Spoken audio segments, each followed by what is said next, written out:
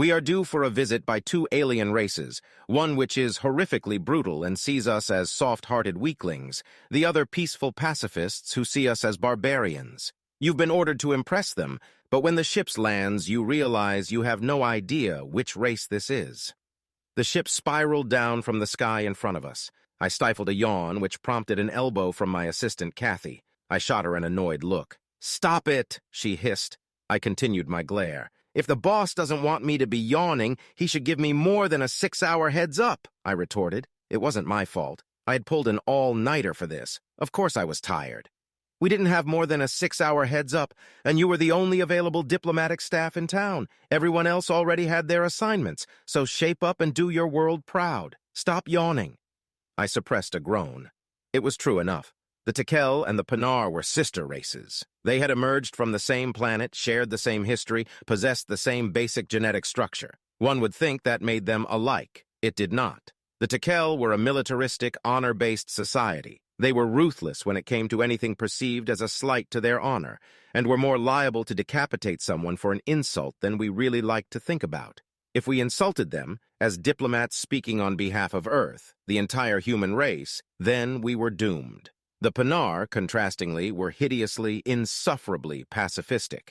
Not just that, though. No, there had been plenty of pacifistic societies throughout both human history and those of the aliens we traded with regularly. Being a pacifist was fine. The problem came in that they had their heads so far up their own asses about their pacifism that I don't think they'd seen sunlight in years.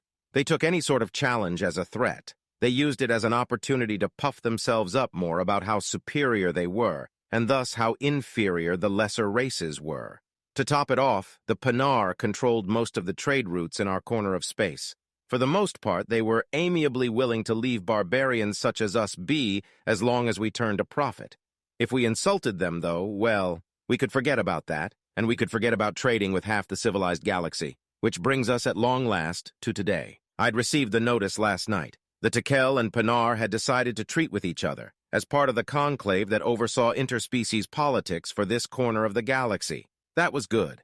We were hosting the conclave for this session. That was bad. That made this our mess to deal with, and of course they didn't RSVP, which made this my mess to deal with, as I had found out last night at approximately 2 a.m. Joy. Thankfully, they wanted to see each other exactly as little as we wanted them to see each other. Stick them in the same room for too long and we'd all be screwed. So that made this pretty straightforward. They'd arrive separately, we'd do the meet and greet, try desperately not to piss anyone off, and then jam them into the conclave and run. All I had to do was get them to their quarters without anyone dying. I could do that, probably. With a heavy thunk, the ship was down. Kathy gripped her datapad more tightly, straightening her clothes, and the two of us walked forward. And then, as the hatch on the side slid smoothly open, I stopped. The alien on the other side was definitely, well, alien.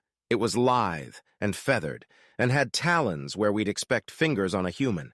It was wearing some sort of uniform, with some sort of insignia, which probably designated some sort of rank. I was sure all of this was included in the briefing, which I had read.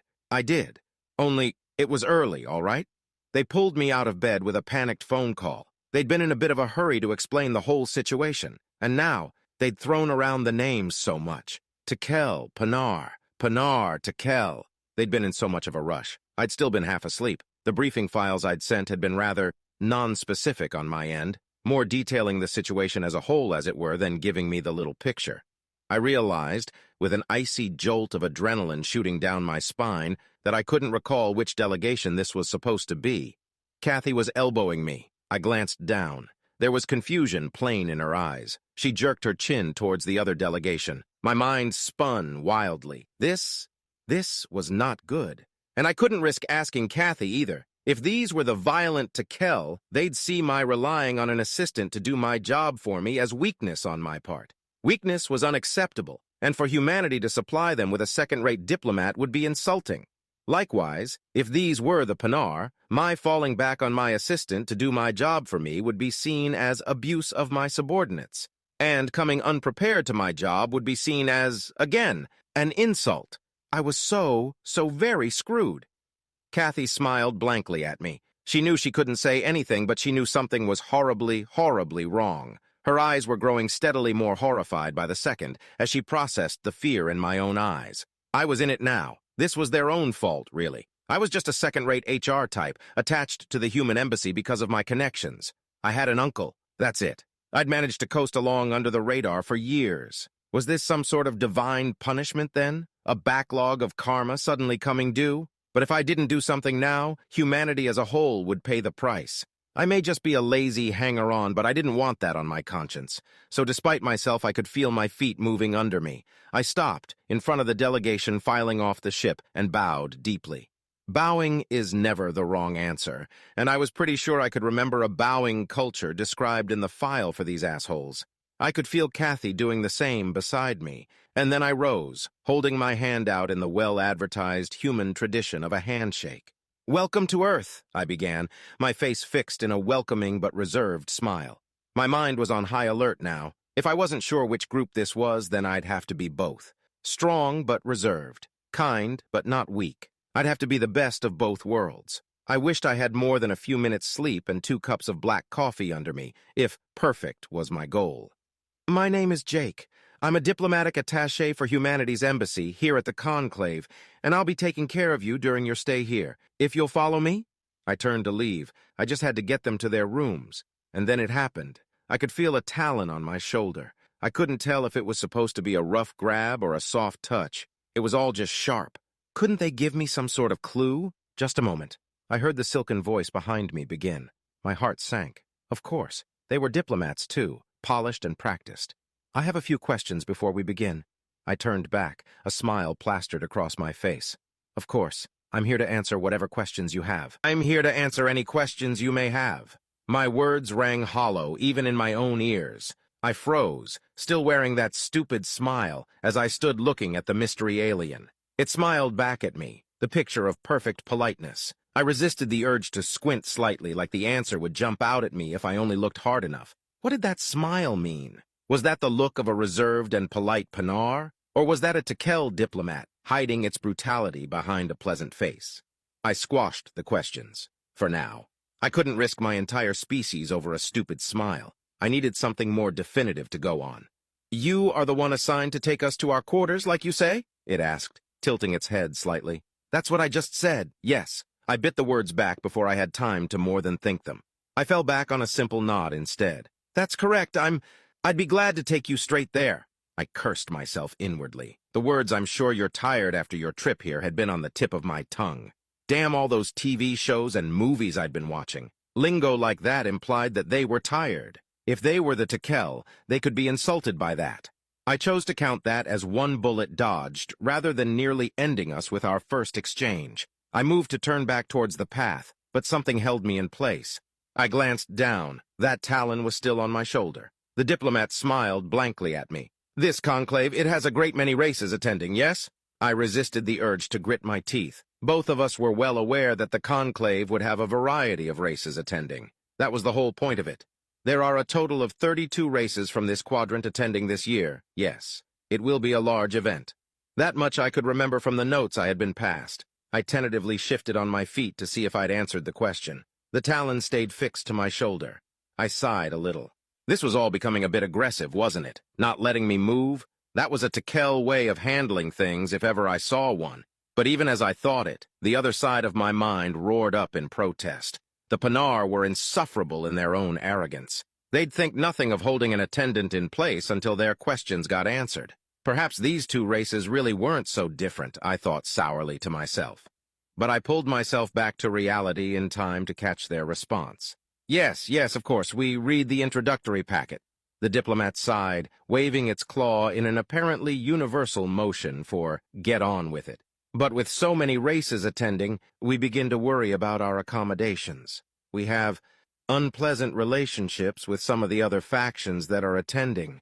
Was there thought given to where we will be housed?" It stared at me with one beady eye. "We're very selective about who we associate with, you see. We'd hate for anything unfortunate to come about during our stay here. First half, Panar. Second half, Tekel."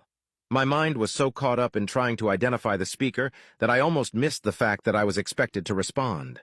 Kathy faked a stumble, bumping into my foot. I straightened with a jolt, coming back to myself. Of course, we've planned all of the accommodations to be as sensitive as possible to the current diplomatic realities of this varied group. The polite-sounding nothingness burst out of my mouth on pure force of habit. Kathy was smiling ever so slightly, seeing my automatic reaction for what it was. I glanced back at the alien diplomat. If I may, is there a name that you would prefer to be called? I don't believe we've completed our introductions. This is my assistant Kathy, by the way, I said with a wave. My assistant blushed, ducking a quick bow while staring furiously at the ground. My heart leapt as I saw the ambassador nodding. Finally, some answers. The diplomat sighed. I suppose. You may call me Olit, envoy of Parier. It sniffed, with a wave of its feathered arm. I trust, then, that we'll be given suitable separation from our cousins. It spat the word disdainfully. I bit back a curse. Parier was the planet. I remembered that much. Both the Panar and the Tekel still claimed it as their own, despite the fact that both races had long since expanded away from the battered, tired world and away from each other. Parier, as it existed today, was little more than a symbolic homeland. Damn it, I was hoping for more to work with. But if that's what I had, I'd have to make do. I nodded once more. A pleasure to meet you, Envoy Olit. Yes, your counterparts will be housed on the other side of the compound. I pulled myself free of the gripping talon with a quick smile, waving down the path. And now, we really must be off. The conclave has a very busy schedule planned. Counterparts? At the words, my blood chilled. I could see a trace of panic seeping into Kathy's eyes from her place beside me, but I tried not to show my own fear. I focused on keeping us moving, refusing to let Olit slow us down. Oh, if you look on your left, you can see the Highland Downs out past the courtyard. In the summer, we use them for local sports tournaments. Unfortunately, all of the usual events have been cancelled for the conclave, but if you like, counterparts. I tried to tour guide my way through the ice that suffused the air, but Olit cut me off again. The envoy was still following, but its arms were crossed, and its talons were tapping. I wasn't sure if that meant that it was about to write back to its government angrily, or if it were about to gut me, but I knew either way it wasn't good. I apologize if my words gave offense. Your cousins from Parier? We are aware that your relationship with them is not suited for close quarters, I managed. Kathy nodded once as though reassuring me. Olit did not look reassured. It still glared down at me. Whichever race this was, they sure were tall. It sniffed at me again, haughtily. Very well then, I suppose. I trust that we'll be safe at this conclave. We have many enemies. I brightened. If they were concerned about safety, then these were Panar. At last, a breakthrough. The Tekel were proudly self-sufficient, especially if it came to something like security. They'd never worry about something like if the event had guards.